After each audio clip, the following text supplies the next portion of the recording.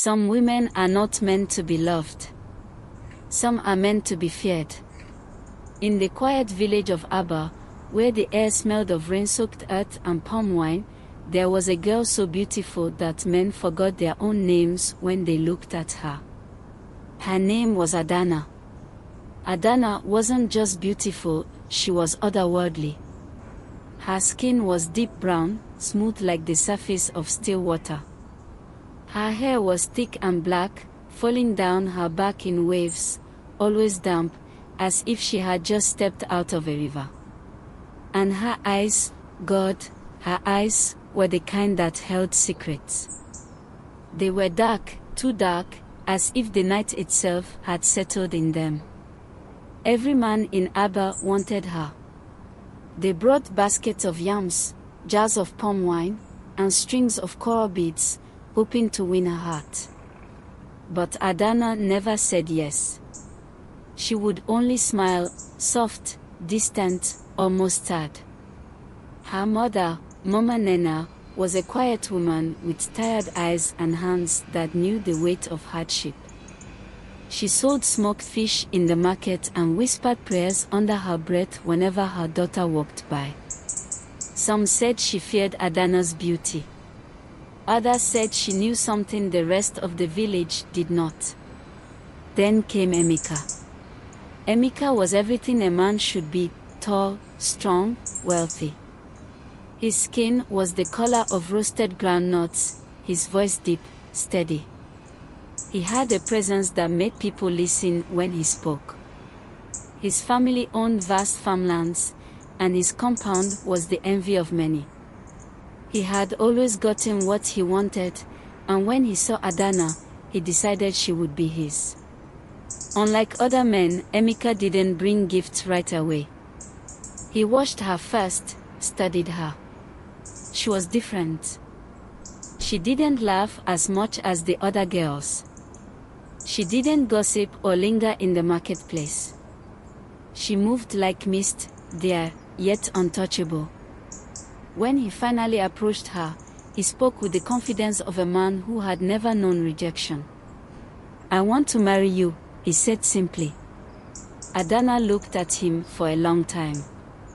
Then, without a word, she nodded.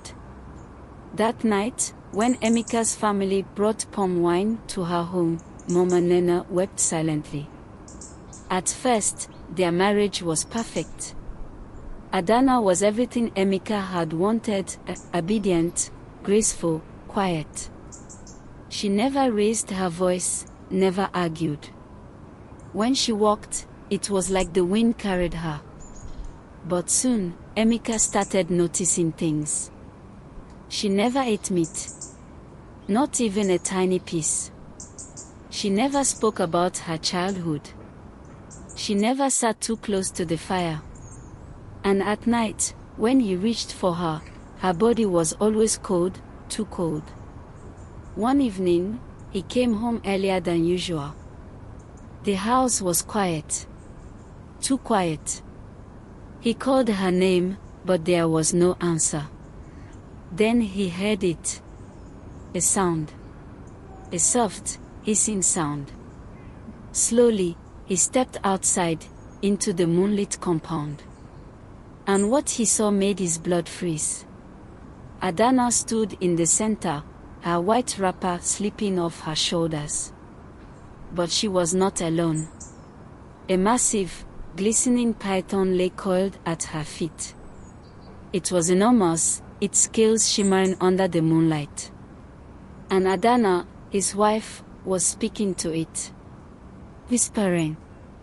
Murmuring words in a language Emeka did not understand. His stomach twisted. His hands shook. Then, she turned. She saw him. For the first time since he met her, her eyes changed. The softness was gone.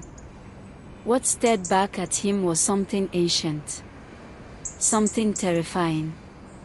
"You were not meant to see this," she said softly. His mouth went dry. What are you?" She sighed. "I am not of this world, Emeka." My beauty, my presence, it belongs to the river. I was never meant to stay. His chest tightened. His breath came in short, sharp gasps. You are not human. Adanna flinched as if he had struck her. I am what I am. And then, before his eyes, she changed. Her skin rippled, darkening, hardening. Her legs melted together, stretching, twisting, elongating into a thick, coiling mass. Her arms faded, vanishing into the curve of her new form. And yet, her face remained the same. Haunting. Beautiful. Inhuman. Emeka did not scream. He could not. His legs finally obeyed him, and he ran. By morning, he was gone. He left behind his house, his farm, his wife.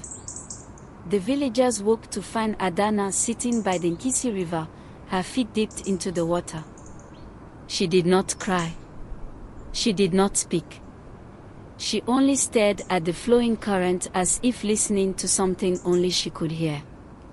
Mama Nena sat beside her, tears streaming down her face.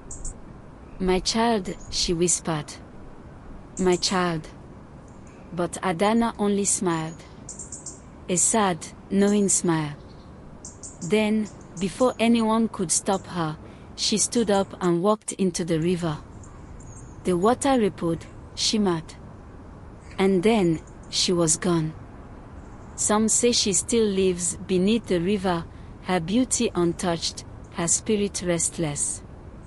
Others say she waits, watching, listening, for another man foolish enough to love what was never meant to be loved.